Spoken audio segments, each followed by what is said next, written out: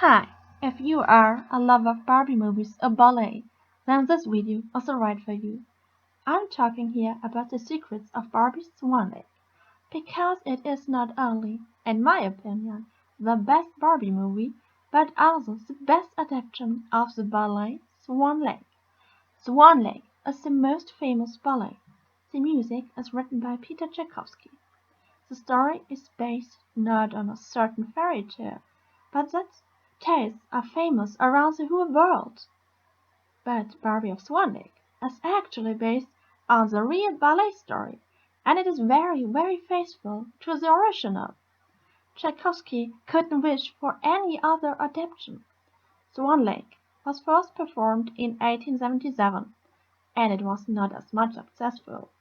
Later, it was revived, and the story got changed. But Barbie of Swan Lake is using the original story, the story Tchaikovsky knew during his lifetime. So, let's find out in 10 reasons why Barbie of Swan Lake is so good. Today, I'm giving you the first 5 reasons. First, Barbie of Swan Lake is not a princess story. Contrary to the Swan Princess series, Odette is in the ballet no princess. Barbie's right when we see Odette as Baker's daughter. In the original ballet production, Odette is only kind of queen of the swans, but no princess. Here you see Odette in her blue peasant dress in the beginning of the movie. Odette is dancing to the music of the waltz. The waltz is the peasant's dance in Act 1. The actual ballet starts with a birthday party for the prince, and the peasants and villagers are dancing from this happy, cheerful waltz. And look how happy Odette the villager is.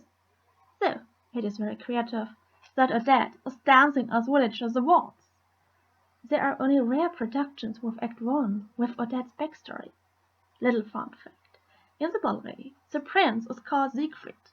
In the Swan Princess series, it is Derek. But why Daniel in Barbie Swan Lake?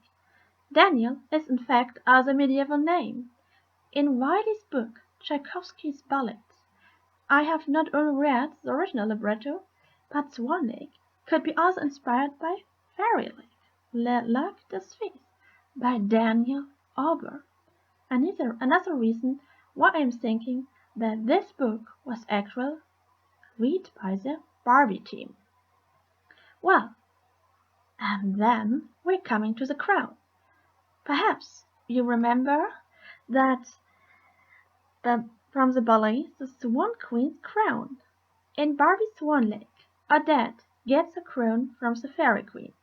Rodbot tries to harm Odette, and though this crown is protecting Barbie, Odette, against Rodbot's magic, the crown is actually this pink, beautiful, magical crystal, and just put in a tiara, the actual no real crown. The crystal is also the sign that she is the chosen one to free the forest from Rodbot's spell. Odette is the only one who could take it from the wood. One of the best scenes is Odette protecting not only herself with her magic crystal aura, but also Prince Daniel, as she is stepping in front of him. Yes, she is literally standing up for herself. This is absolutely in contrast to the ballet productions we're seeing mostly on stage. Perhaps you have seen those frightened swan queens. But the original Odette is not passive. She is able to stand up for herself. And she is also telling the story of her crown. My father married another, forgot about me, and the evil stepmother, who was a witch, hated me and almost got rid of me. But my grandfather took me to himself. But my grandfather watches her closely and won't let her harm me. With my marriage, the witch will lose the opportunity to hurt me, and until then I am saved from her malice only by this crown. You see, this is exactly something taken from the original libretto. Barbie gets the crown from the ruler of the enchanted forest, the Fairy Queen. Isabelle Odette gets her crown from her maternal grandfather. He's kind of the king, and the same purpose of the crown, protecting Odette from the big baddie. but a final rescue from the villain is only by a pledge of true love, and the prince mustn't fail. This Odette is no damsel in distress, no princess. She's actually kind of magical, a fairy. Let's take a look at the final scene of the movie. Here we're seeing Odette at her wedding with Prince Daniel, not only with another not magical princess crown, but with wings.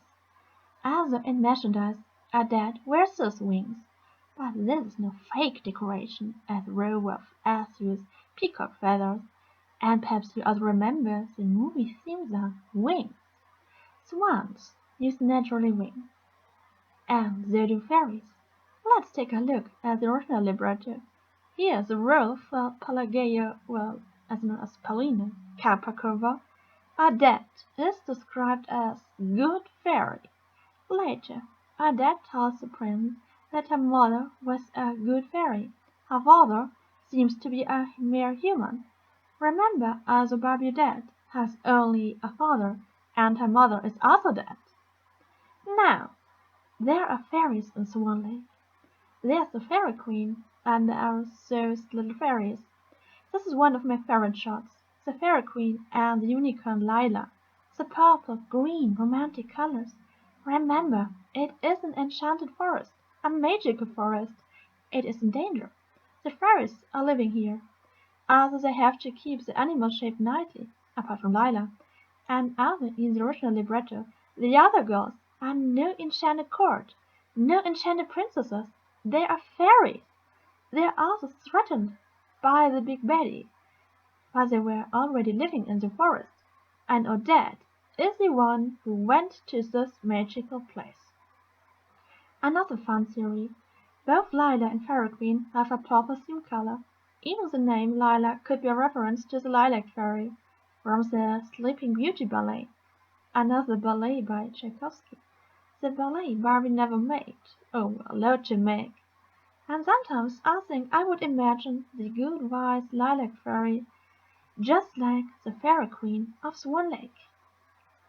Another Barbie movie never made was Cinderella. So, there are similarities with Barbie of Swan Lake. There is a certain dress transformation scene, Barbie classic. Yet, this time it just looks like from a Cinderella movie. The dress change is made by kind of a fairy godmother, and they are preparing for a ball. The prince is going to choose his future wife.